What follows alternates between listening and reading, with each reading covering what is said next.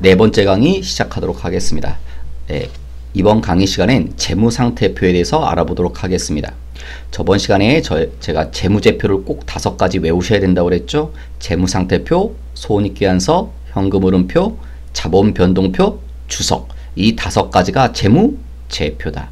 이 5가지 재무제표 중에서 중요한 건 재무상태표하고 손익계산서입니다. 근데 그 중에서도 더 중요한 걸 꼽자면 재무상태표가 제일 중요합니다. 현대회계는 재무상태표 중심입니다. 먼저 재무상태표 정의를 보시면 일정 시점에 자산, 부채, 자본이 나타나는 표를 재무상태표라고 합니다. 예전엔 이걸 지금도 그렇지만 대차, 대조표라고 부르는 경우가 있는데 이게 용어를 바꿔서 지금은 재무상태표라고 부릅니다. 혹시나 대차대조표라고 하더라도 재무상태표를 말한다 그렇게 이해하시면 될 것 같습니다. 그 다음에 재무상태표가 일정 시점이라고 그랬죠. 잠시 제가 재무상태표 양식을 한번 보여드리면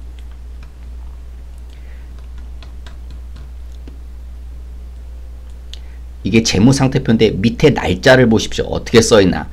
제7기 18년 12월 31일 현재 어떤 특정한 날로 기재되어 있죠. 그래서 이게 바로 일정 시점이라는 소리입니다. 어떤 특정한 날에 지금 이런 자산들이 얼마큼 있다고 이렇게 쭉 밑에 소개되어 있는데 이게 언제 금액이냐면 18년 12월 31일 특정한 날의 금액이라는 겁니다. 아무 때 금액이 아니라 그래서 재무상태표는 일정 시점입니다. 이거 주의하시고 그 다음에 재무상태표에는 3가지가 나타납니다. 구성요소, 자산과 부채와 자본이 나타납니다.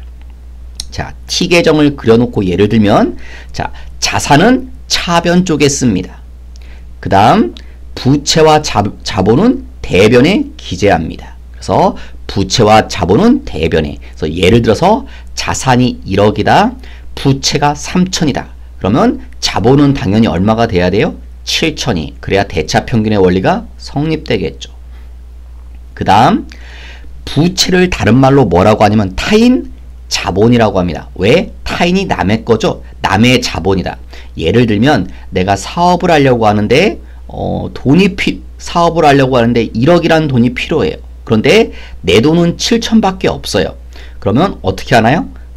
나머지 모자라는 3천만 원은 누군가한테 빌리죠. 은행에 가서 빌리든 뭐 친구한테 빌리든. 그래서 그걸 사업 미천으로 쓰죠. 그래서 부채는 타인 자본이라는 소리가 되는 겁니다. 같은 말입니다. 그 다음에 반면에 자본은 자기 자본이라고 합니다. 순전히 내 돈. 내 미천은 7천이 있었다고 그랬죠. 그래서 자본은 자기 자본이라고도 표현합니다. 또 한번 자본은 다른 말로 뭐라고 하냐면 자산이라고 합니다. 왜?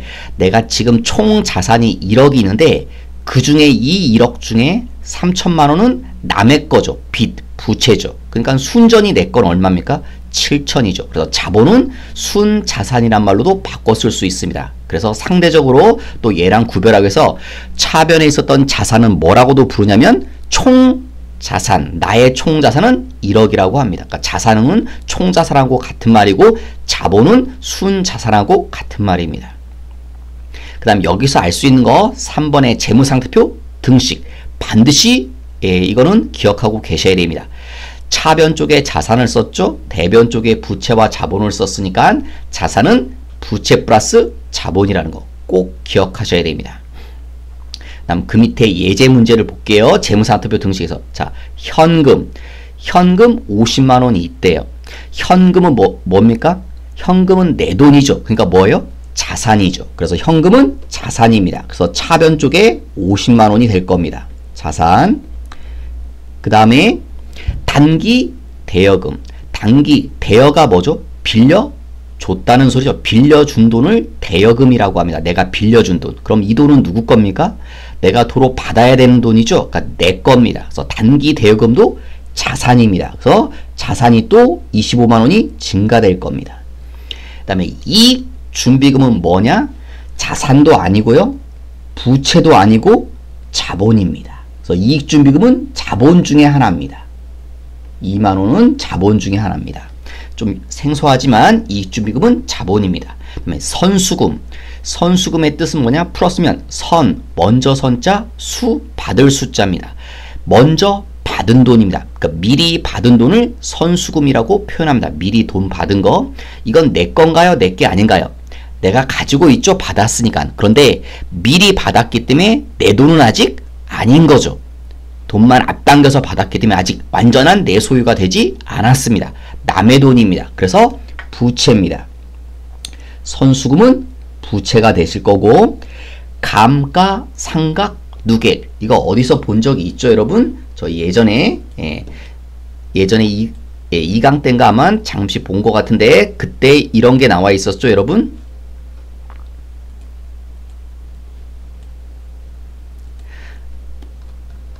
보시면 이거 기억나시나요? 취득가에서 감가상각 누계액을 빼면 장부가액이라고, 여기서 감가상각 누계액이라는 걸 한번 보셨었죠. 그때 그 감가상각 누구냐? 즉 그때 기계라든가 건물 그런 거에서 마이너스 항목입니다. 그러니까 감가상각 누계액은 마이너스 항목입니다. 그래서 자산인데 자산의 마이너스 항목입니다. 마이너스 5만원. 아까 현금이 자산이 50만원이 있었고 단기대여금 25만원이 있었죠. 그래서 감가상각은 마이너스 항목이고, 그 다음에 기계장치 자산이죠. 25만원. 그래서 자산 쪽에 25만원 씁니다. 미지급금, 아직 주지 않은 돈. 그러니까 이건 빚이죠. 내가 갚아야 될 돈이니까. 그래서 미지급금은 부채죠. 그래서 아까 선수금에 부채 있었고 미지급금도 부채니까 6만원. 그 다음에 퇴직급여 충당부채. 퇴직급여 충당부채, 용어가 좀 낯설겠죠? 퇴직금을 주려고 쉽게 말하면 준비한 겁니다. 그러니까 이건 줘야 될 돈입니다. 직원들한테 퇴직금으로 줘야 될 몫입니다. 그러니까 이건 부채죠. 줘야 될 거니까. 그래서 부채 쪽에 9만원. 마지막으로 임대 보증금. 우리 여러분 일상생활 보면 길 가다 보면 뭐 임차 임대란 말은 들어보셨을 겁니다. 근데 임대란 표현은 주인이 쓰는 거고요. 임차란 표현은 세입자가 쓰는 겁니다. 여러분 뭐 보증금은 다 아시죠? 집 계약할 때. 그럼 임대 보증금은 누구 입장인가요? 주인 입장에서 임대 보증금이라고 합니다. 세입자는 이 돈을 뭐라고 부르냐면 임차 보증금이라고 부를 겁니다. 그러면 임대 보증금, 이거 주인이 가지고 있죠? 세입자가 보증금을 주인한테 주니까. 근데 이건 주인 돈이 아니죠. 그래서 이건 부채입니다. 왜냐하면 세입자가 나가면 도로 돌려야 될 거기 때문에 이건 부채입니다. 그래서 부채 10만원. 그래서 지금 박스에 있는 걸 자산부채 자본으로 다 분류해서 기재했습니다. 그러면 다 합계를 한번 내볼게요. 자산 쪽에 있는 거 다 더하시면 얼마가 될까? 다 더하면 얼마가 됩니까? 95만원이 되죠. 그 다음에 부채에 있는 것도 다 더해볼게요. 다 더하시면 얼마가 되나요? 45만원이 되죠. 자본에 있는 건 지금 다 더해봐야 2만원밖에 안 되죠. 일단 그러면 자산은 부채 플러스 자본이라고 그랬죠. 자산 95만원은 부채하고 플러스 자본하고 더해야 됩니다. 근데 이게 지금 성립하지 않죠. 그러니까 이게 부채니까 이 자본은 얼마가 돼야 됩니까? 50만원이 돼야 되는 거죠.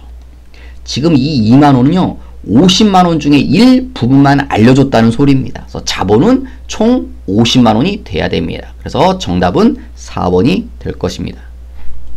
그 다음에 이제 채권 개정 과목에 대해서 좀 알아보려고 하는데요. 여러분이 처음에 좀 힘들어 하시는 부분 중에 하나라서, 자, 매출 채권 개정. 매출 채권이라는 건요, 채권 받을 돈입니다. 내가 물건을 팔고 매출하고 아직 못 받은 돈, 그거의 가장 대표적인 이름이 외상 매출금입니다. 그러니까 매출 채권이란 말이 나오시면 가장 대표적인 건 외상 매출금이라는 거. 이 외상 매출금은 내 돈이죠. 그래서 자산이란 소리입니다. 그러면 얘를 T 계정으로 이렇게 그려보면 자산이라고 그랬죠. 외상 매출금은 자산이기 때문에 자산은 어느 쪽에 있어야 된다고요? 차변에. 그래서 기초가 차변이 됩니다. 그리고 항상 기초 쪽에 뭐가 생기냐면 증가가 생기는 거고요. 반대쪽엔 이제 반대를 쓰면 됩니다. 맞은편 대변 쪽에는 기초의 반대가 뭘까요? 끝나는 점, 종착점, 기말. 그리고 증가의 반대요, 감소. 이런 내용들이 기재될 겁니다. 자, 여기서 잠깐 분류해 보시면요. 외상 매출금이 증가, 늘어나는 거죠. 외상 매출금이 왜 늘어날까요? 여기에 제가 간략하게 이유를 써놓은 겁니다. 내가 물건을 자꾸 외상으로 파니까 외상 매출금은 늘어날 수밖에 없죠. 또 외상 매출금이 감소된다. 외상 매출금이 왜 줄어들까요? 이유는 여러 가지가 있지만 가장 큰 이유는 먼저 회수죠. 내가 외상대를 받으면 외상 매출금은 점점 감소하겠죠. 외상대를 회수했으니까. 그 다음에요. 할인, 깎아줬다는 소리입니다. 내가 받을 돈인데 깎으면 받을 돈이 줄어들겠죠. 애누리 역시 깎아주는 겁니다. 나중에 다시 표현이 나오실 겁니다. 애누리도 깎아주는 겁니다. 그럼 받을 돈이 줄어들겠죠. 환입. 환입이란 말은 쉽게 말하면 우리 이제 흔한 말로 반품입니다. 내가 물건을 팔았는데 반품당했어요. 그럼 상대방한테서 돈을 받을 수가 없겠죠. 그래서 내가 상대방한테 받을 돈 외상 매출은 줄어드는 겁니다. 마지막으로 대손. 대손은요, 최악이죠. 대손은 쉬운 말로 돈을 뜯긴 겁니다. 돈을 못 받게 됐습니다. 상대방이 내 돈을 안 갖고 도망갔다는 소리입니다. 그러면 나는 받을 돈이 없어지겠죠. 그래서 감소되는 이유들은 이런 것들이 있을 수 있다는 겁니다. 자, 그럼 그 밑에 예제 가지고 한번 보도록 하겠습니다.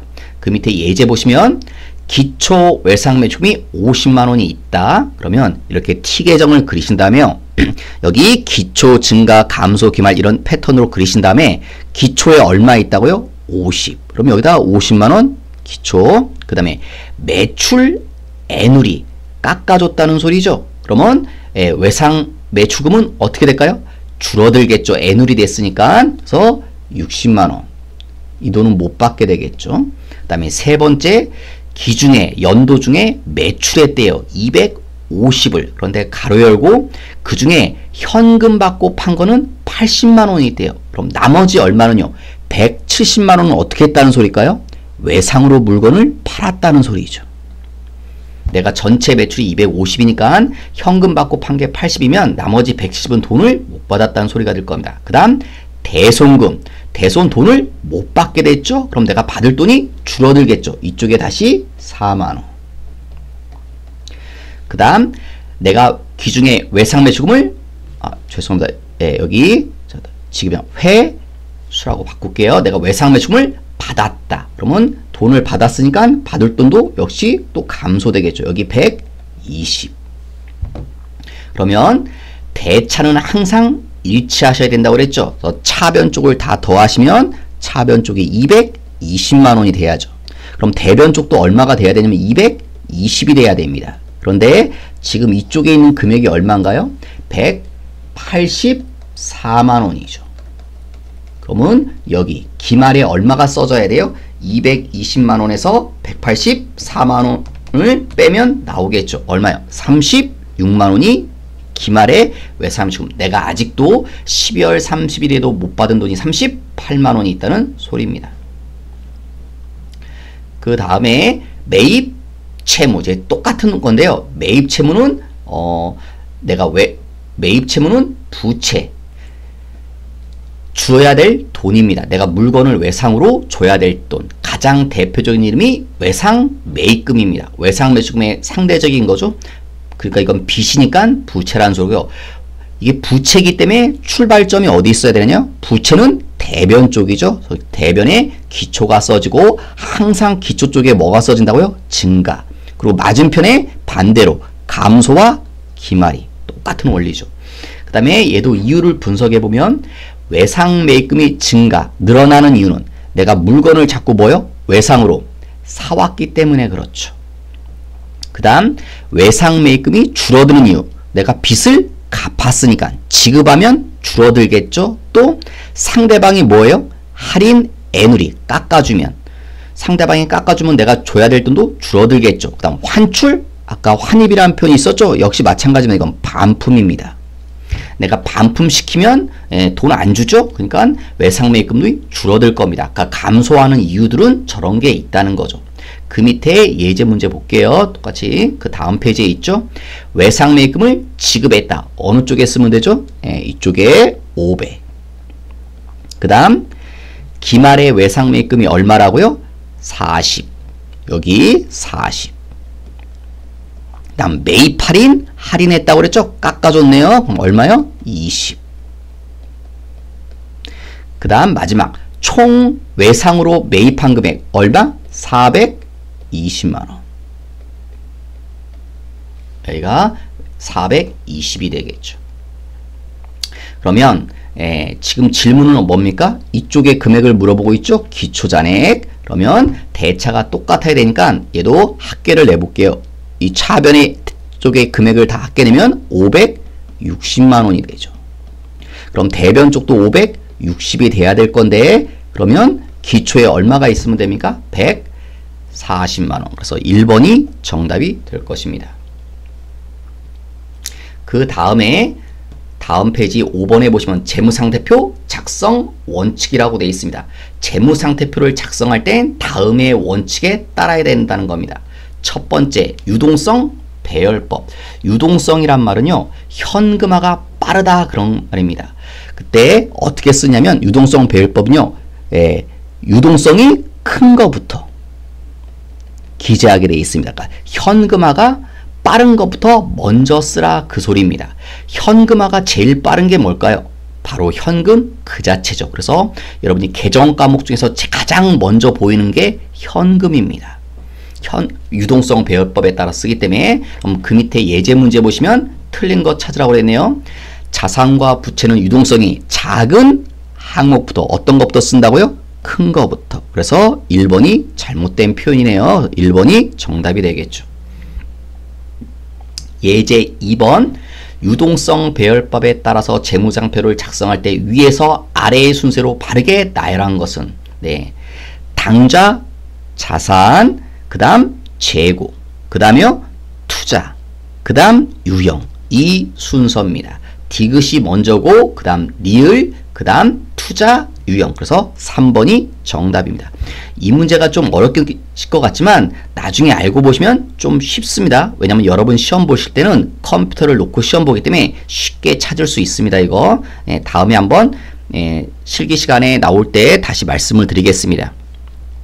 그 다음 B에 보시면 유동과 비유동의 구분이란 말이 나오죠. 유동과 비유동, 유동과 비유동으로 나눠서 써라. 자, 유동은 뭐다? 결산일로부터 1년 이내 짧은 걸 얘기한다는 소리고요. 그 다음에 비유동은 결산일로부터 1년이 넘는 게 비유동이라는 소리입니다. 그래서 이건 같은 말은 사실 아닌데요. 그냥 여러분은 이렇게 이해하셔도 크게 어려울 것 같지 않아서 원래 이건 아닙니다. 근데 그냥 유동은 단기라고 생각하시고요. 비유동은 장기라고 생각하십시오. 그러니까 유동은 짧은 거, 비유동은 긴 거. 그런데 중요한 건 요 밑에 마지막으로 써 있는데요. 설사 1년을 넘더라도 초과하더라도 여러분 1년이 넘으면 뭐가 돼야 된다고요? 비유동이 돼야 된다고 그랬죠. 근데 영업주기 이내라면 유동이 될 수 있습니다. 그러니까 꼭 1년이 넘으면 무조건 비유동이라 할 수 없고요. 1년 이내는 다 유동인데 1년이 넘더라도 유동이 될 수 있다는 겁니다. 왜? 영업주기 이내로 들어오면. 영업주기가 뭐냐면요. 자, 우리 회사는 제조기업이라고 그랬죠. 그럼 가정하면 영업주기란 건요. 제조기업은 어떻게 사업을 시작합니까? 자, 물건을 뭐 합니까? 일단 사와야 되죠. 구매. 그 다음 사온 물건을 뭐 해야 되죠? 만들어야 되죠. 제조할 겁니다. 그 다음 만든 물건을 뭐 하죠? 팝니다. 판매. 그다음 판 다음에 뭐 하죠? 돈 받아내야 되죠. 회수. 그럼 다시 뭐 합니까? 자, 이 회수한 돈 가지고 또 물건을 사오고 만들고 팔고 회수. 이걸 반복하죠. 그래서 구매부터 이 회수까지 이 기간을 영업주기라고 합니다. 여러분 회사도 가정 생각을 해보십시오. 구매부터 회수까지 하는데 이 단계를 거칠 텐데 대부분의 회사들은 이 기간이 1년보다 짧습니다. 그런데 간혹가다 이 기간이 긴 회사들이 있습니다.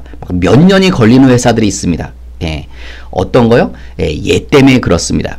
제조하다 물건을 만드는데 시간이 워낙 오래 걸리는 회사들이 있습니다. 대표적으로 어떤 회사들이 그렇습니까? 배 만드는 회사, 비행기 만드는 회사들은 제조가 쉽게 안 되죠.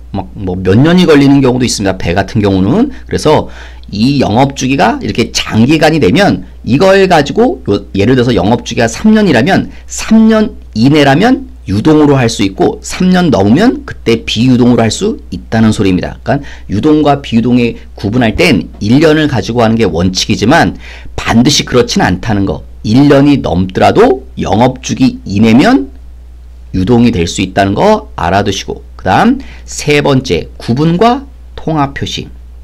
예, 성질이 비슷한 거는요, 유사한 것들은 통합, 묶어서 표시할 수 있고요. 중요한 것들은 구별해서 표시해야 된다, 그런 소리입니다. 그 다음 D, 총액주의, 반대말이 뭐가 있냐면 순액주의라는 말이 있습니다. 총액주의, 순액주의.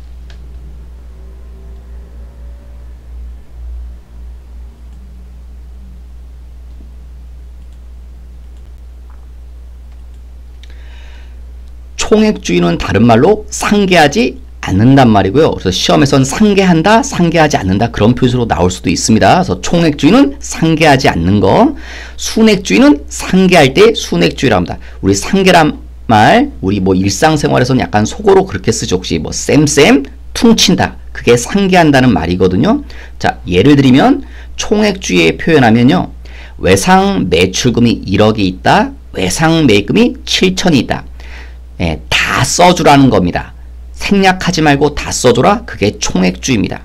외상 매출금은 뭐죠? 내가 물건을 외상으로 팔고 받을 돈이죠. 외상 매입금은 내가 물건을 외상으로 사와서 줘야 될 돈이죠. 쉬운 말로 받을 돈 1억, 줄 돈 7천. 머리가 잠시 복잡해지니까 우리 뭐 이렇게 생각하잖아요. 받을 거 1억 있고 줄 거 7천 있으니까 그냥 쌤쌤에서 뭐만 받을 돈 3천만 생각하자. 그래서 그렇게 쓰는 게 순액주의라는 거죠. 서로 7천만원, 7천만원 상계하고 받을 돈 3천만 있다고 이렇게 표현하는 걸 순액주의 표기법이라고 한다는 겁니다. 그런데 우리는 이렇게 하지 않고요. 총액주의가 원칙입니다. 총액주의가 원칙이란 거, 순액주의가 원칙이 아닙니다. 오답으로 나올 땐 원칙은 순액주의다 그러면 원칙은 상계한다 그러면 틀린 표현이 됩니다. 왜냐면 이게 지금 총액주의나 순액주의가 볼 때 같은 것처럼 보실 수 있지만 이게 의미가 다른 거죠. 왜 의미가 다르냐면 만약에 최악의 상황이 되면, 최악의 상황은 뭘까요? 내가 받을 돈이 있을 때 못 받게 되는 거죠. 그럼 만약에 이 총액주의의 표기 방법이 오면 이걸 보면 내가 받을 돈이 1억이 있죠? 근데 이걸 못 받게 됐어요. 그러면 얼마가 날아가나요? 1억을 손해보게 돼 있죠. 그럼 내가 돈을 못 받았다고 해서 줘야 될 돈 7천인데 줘야 될 돈을 주지 않는 게 아니죠. 줘야 될 돈은 줘야 되니까. 그래서 총액주의에 의하면 이게 최악의 상황이 되면 1억 7천이 사라져야 됩니다. 1억은 못 받아서 사라지고 7천만 원은 그래도 줘야 되니까. 그런데 오른쪽처럼 써놔버리면 보는 사람이 이걸 어떻게 해석하냐면, 아, 이 사람은 받을 게 3천밖에 없네. 그럼 최악의 상황은 뭐다? 3천만 못 받게 되겠네, 이렇게 생각한다는 거죠. 그러니까 의미가 완전히 다르게 해석이 된다는 겁니다. 우리 회계란 건 쓰는 것도 중요하지만 이걸 나만 알고 있는 게 아니라 다른 사람한테도 의미를 전달해줘야 되기 때문에 전달할 때 다른 사람이 오해하게끔 전달해서는 안 됩니다. 그래서 숨기지 말고 있는 사실 그대로 써주라는 소리입니다. 그게 총액주의입니다. 그 다음 잉여금이 있는데요. 잉여금은 두 개로 구별해서 씁니다. 자본잉여금과 이익잉여금. 자, 자본잉여금, 이익잉여금을 잠깐 살펴보도록 하겠습니다. 자본잉여금, 이익잉여금. 자본잉여금이 뭐고 이익잉여금이 뭐냐? 자, 여기 회사가 있습니다. 그리고 자, 투자를 받았습니다. 예를 들어서 1억을 투자받았다고 칠게요. 투자해준 사람을 보고 뭐라고 하나요? 주주라고 하죠. 그죠? 자, 투자를 받았습니다. 그래서 나는 투자를 받았고, 그 다음에 그럼 나는 1억이 있겠죠? 이 1억 가지고 자, 거래처에서 물건을 사왔습니다. 물건을 사와서 소비자들한테 물건을 팝니다. 얼마에 팔아야 될까요? 1억에 사온 걸 1억에 팔면 남을 수가 없죠. 그걸 뭐라고 하냐면, 자, 2억에 팔았다고 칠게요. 그러면 자, 소비자하고 거래를 통해서 얼마를 번 건가요? 네, 1억을 벌었죠. 이걸 보고 이익잉여금이라고 표현합니다. 이게 1억이 된다는 거죠. 이익잉여금이. 그 다음에 주주한테 얼마를 투자받았나요? 1억을 투자받았죠. 그럼 나도 회사도 주주한테 대가로 뭘 줘야 되죠. 뭘 줍니까? 주식이란 걸 줘야 되죠. 근데 주식을 5천만 원어치밖에 주지 않았어요. 그럼 회사 입장에선 또 남겨먹었죠.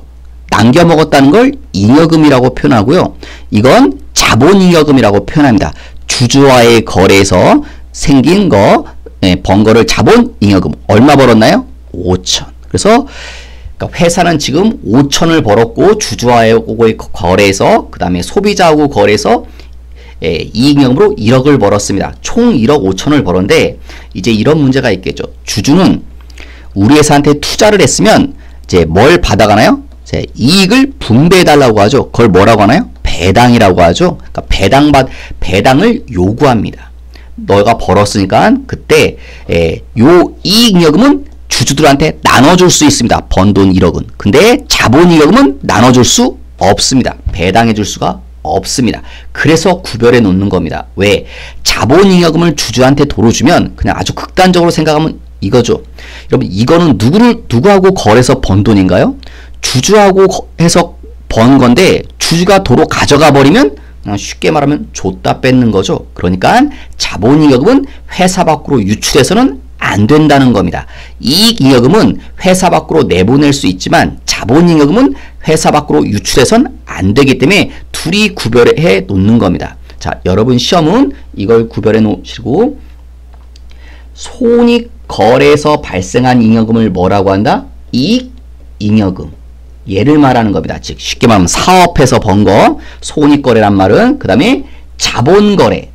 자본은 누구랑 거래하나요? 주주하고 거래하는 게 자본거래죠. 그래서 자본거래에서 생긴 잉여금을 자본잉여금이라고 합니다. 여러분은 이걸 기억해 두시기 바라겠습니다. 시험에선 저걸 어떻게 내냐? 위아래 줄을 바꿔서 냅니다. 예를 들면 손익거래에서 발생한 게 자본잉여금이다. 이렇게 거꾸로 말을 짝지어서 맞는 말이냐 틀린 말이냐 골라라라고 냅니다. 그래서 요 두 줄을 잘 기억하시고 계시면 되겠습니다. 다음 F 미결산 항목 금지.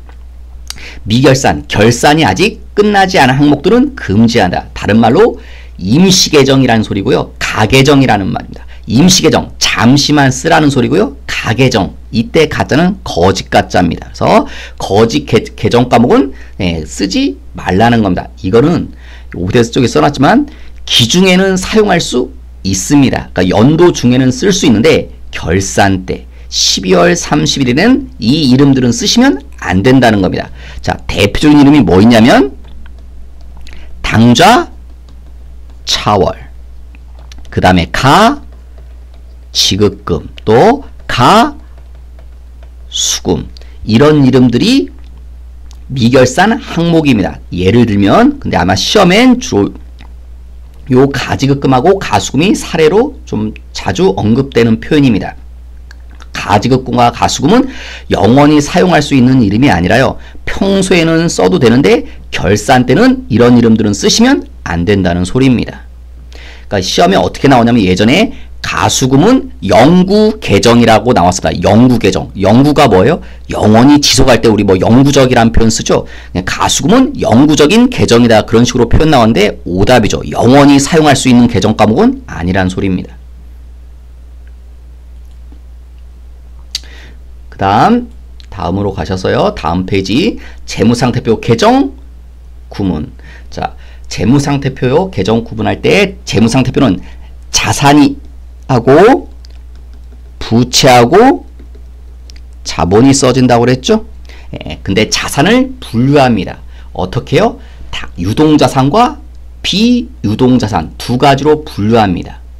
그 다음에 여기 두 개로 분류하는 건 크게 어렵지 않죠? 근데 이걸 또다시 조금 세분화시킵니다. 유동자산을 다시 두 개로 구별합니다. 당좌자산과 재고자산으로. 비유동자산은요, 네 가지. 투자자산, 유형자산, 무형자산, 기타 비유동자산, 이렇게 네 가지로 구별합니다. 그리고 이게 아까 위에 예제 문제에서요, 이게 유동성 배열법에 따라서 쓴 겁니다. 그래서 아까 위에 문제 보시면 당좌자산, 재고자산, 투자자산 이런 식으로 써야 된다는 소리입니다. 근데 여기서 이게 조금 익숙해져야 되고요. 나중에 이제 컴퓨터로 하실 때 다시 조금 설명을 드릴 거고, 여러분은 왜 이렇게 나누냐면 이 기능이 서로 다르기 때문에 그렇습니다. 당좌자산은 뭐냐면 결제 목적으로 활용되는 거, 결제, 이제 지급, 돈 주는 수단으로 활용될 수 있는 겁니다. 그래서 당좌 자산의 가장 대표적인 게 뭐냐? 현금입니다.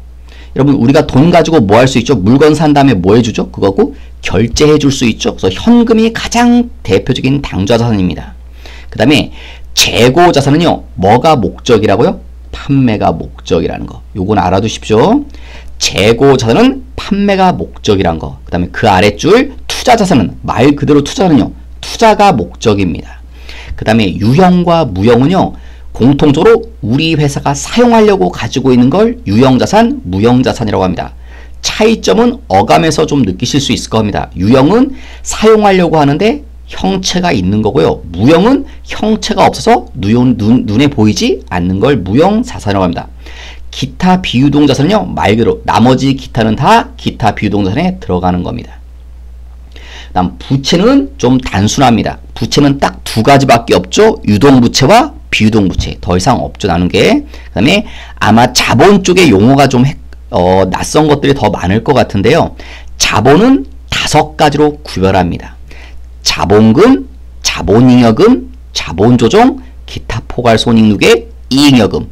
자꾸 입으로 막 반복하시고 손으로 써보셔서 일단 익숙해지셔야 됩니다. 용어에. 자, 자본은 몇 개로 구별되나요? 일단 개수에도 5개죠. 그리고 혹시 전에 한번 언급드렸지만 자본과 자본금은 다른 겁니다. 자본금은요. 자본 중에 하나입니다. 일부분. 그러니까 자본이 더 넓은 개념입니다. 그러니까 자본과 자본금은 가끔 막 같은 말이라고 생각해서 이렇게 혼용해서 쓰시는 분이 있는데 그건 잘못된 겁니다. 자본과 자본금은 다른 겁니다. 그 다음에 제가 오른쪽에 자본금은 딱 2가지밖에 없습니다. 보통주와 우선주. 요 2가지 자본금밖에 없습니다. 뭐 구별하는 자체는 크게 중요하진 않고요. 자, 이게 왜 중요하냐면 밑에 예를 볼게요. 시험에 출제될 때 이거 이제 쉽게 이걸 좀 잘 틀리는 것 중에 하나서 토지를 구입했다. 땅을 샀대요. 여러분 대부분 사람들이 땅을 왜 살까요? 여러 가지 이유가 있겠지만 대부분 그 땅에다 내가 뭐 집을 짓는다든가 건물을 짓는다든가 뭐 그런 목적에서 살겠죠. 그래서 대부분 땅을 산다는 건 사용이 목적이란 소리입니다. 그래서 이건 사용이 목적인데 그러니까 무슨 자산이 돼야 된다고요? 유형 자산이 돼야 됩니다. 그래서 그때 쓰는 이름이 뭐냐면 토지라는 이름을 쓴다는 겁니다. 그런데 그 아랫줄에 비교하실 건 이제는 토지를 똑같이 사는데 앞에 뭐라고 돼 있죠? 어떻게 샀다? 투자를 목적으로 샀다. 그럴 때는 이건 투자가 목적이죠. 분명히 투자가 목적이라고 했으니까 그럼 무슨 자산이 돼야 되나요? 투자가 목적이면 투자 자산이 돼야 되겠죠. 그러면 이때 사용하는 이름이 뭐냐면 투자 부동산이라는 이름을 써야 됩니다. 그러니까 똑같이 땅을 샀어도 쓰는 이름이 달라지는 거죠. 목적에 따라서. 어떨 땐 토지라고 하고 어떨 땐 투자 부동산이라고 하고.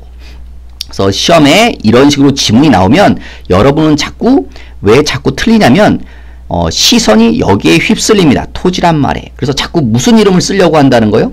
토지라는 이름을 눈에 보이니까 토지라는 이름이 떠오르니까 토지라는 이름을 써야 되는데 이게 아니라 토지를 샀다. 뭘 샀다는 것도 중요하지만 더 중요한 건 왜 샀냐는 거죠. 투자를 목적으로 샀기 때문에 투자 부동산이라는 이름을 써야 정확하다는 겁니다. 시험에 나오시면 잘 실수하는 부분 중에 하나니까 좀 유념해 두셔야 됩니다.